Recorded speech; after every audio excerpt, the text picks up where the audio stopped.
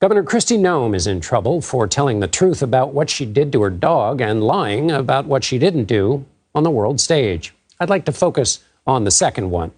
She claims she met and stared down North Korean leader Kim Jong-un, which did not happen. On Face the Nation, Margaret Brennan asked the governor about the claim in her new book. And this is an anecdote that I asked to have removed because I think it's appropriate at this point in time. But I'm not going to talk to you about those personal meetings that I've had with world leaders. Noem, who has been talked about as a possible vice presidential nominee, won't admit that she lied, but she retracted the story because she knows a public official who relies on public trust can't be associated with pushing an easily verifiable lie.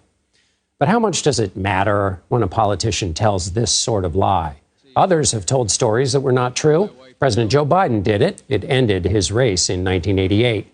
He came back, though. One way to define what crosses the line is to look at the severity of the lie. The higher the stakes, the more dangerous the lie, and therefore the more disqualifying for the liar.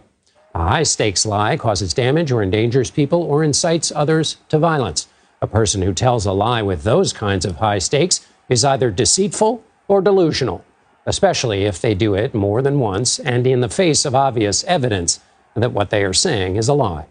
So we found a line, a high-stakes lie told repeatedly. A person who does that not only does damage with the lie itself, but makes a promise.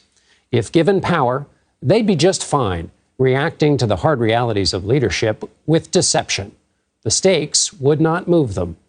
This brings us to Donald Trump.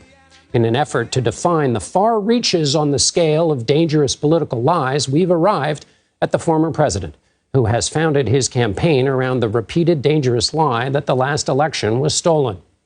Noem retracted the lie in her book. When the stakes were lower, she did the more honorable thing than the man whose ticket she hoped to join did, and still does, when the stakes are far higher.